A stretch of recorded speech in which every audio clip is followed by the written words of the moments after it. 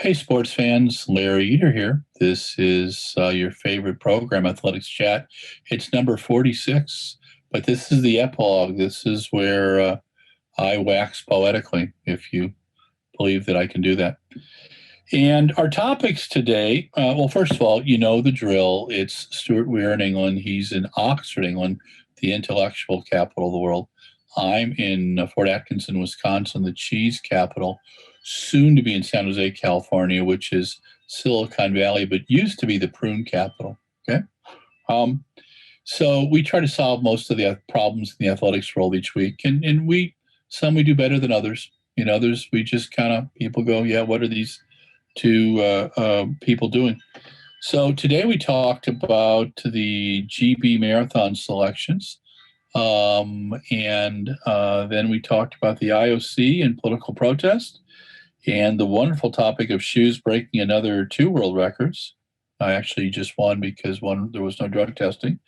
The U.S. sprint events last weekend.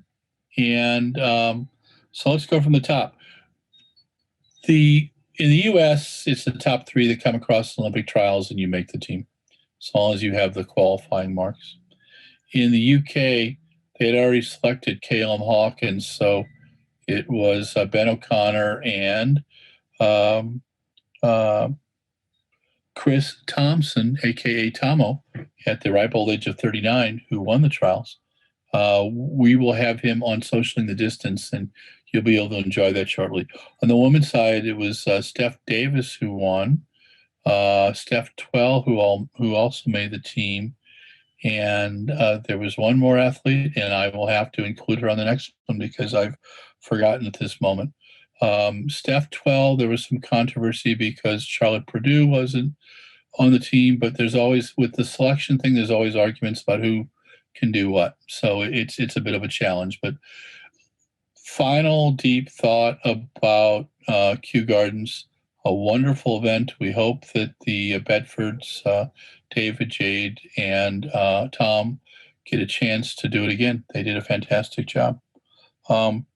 In the IOC is kind of against the wall now because the USOPC came out with guides to political protest. And while they respected protests about social justice and about racial issues, the idea of things that are political, they weren't real fond of.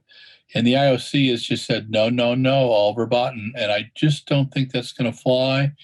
And the IOC needs to have an ombudsman. They need someone to call bullshit on them and tell them that if they really want people under the age of 40 to watch the Olympics, they need to allow people to actually communicate and freely say what's on their minds.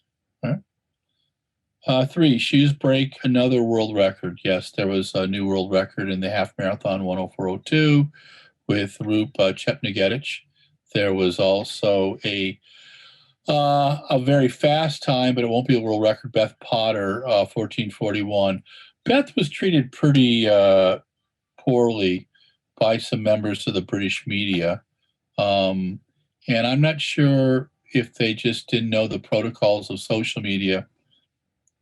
If you're talking about an athlete, then give them a chance to respond. And Beth found out that this Mr. Lawton was making a comment. I don't think he meant anything by it.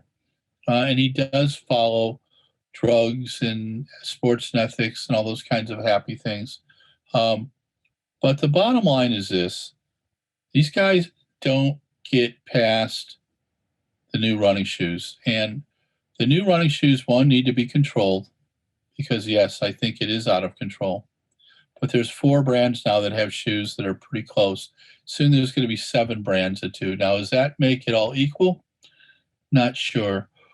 World records are made to be broken, but I'm not sure they're made to be broken as quickly as now.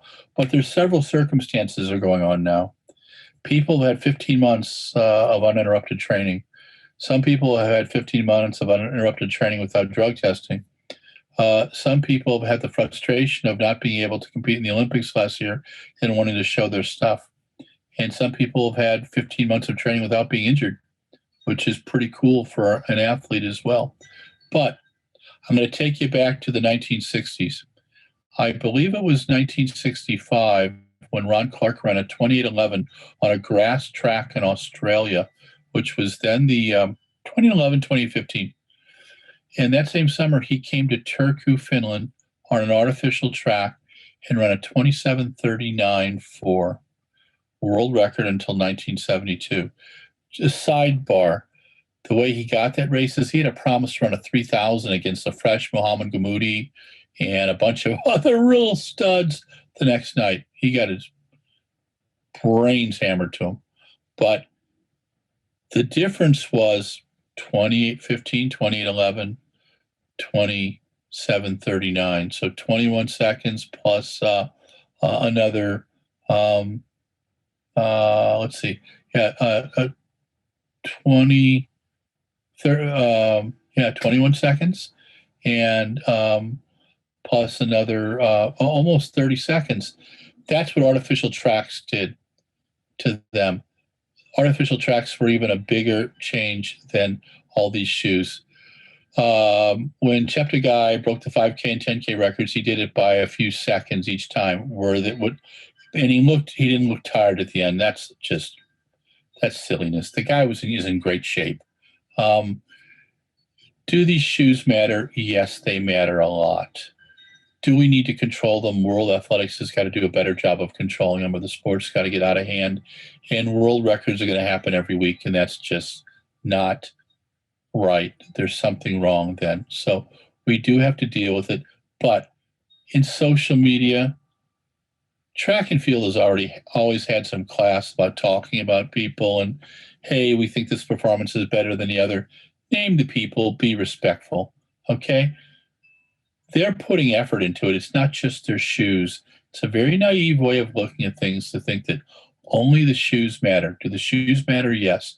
But when you have a fit athlete in the shoes, it's pretty impressive. So we'll have to discuss that more.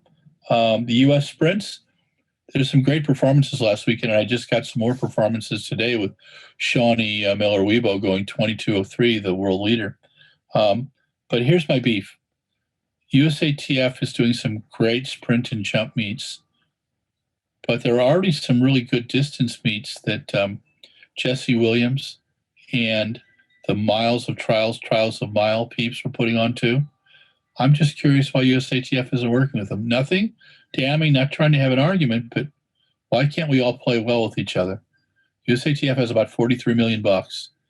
These guys are losing their shirts.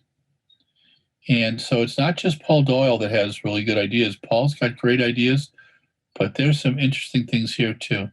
So I would love to see everybody get together and chat, a meeting of the minds perhaps, but that will wait till another day. This is Larry Eder with RunBlogRun. This is Athletics Chat 46.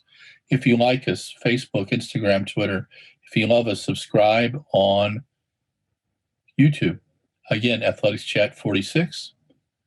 Stay safe. Talk to you soon.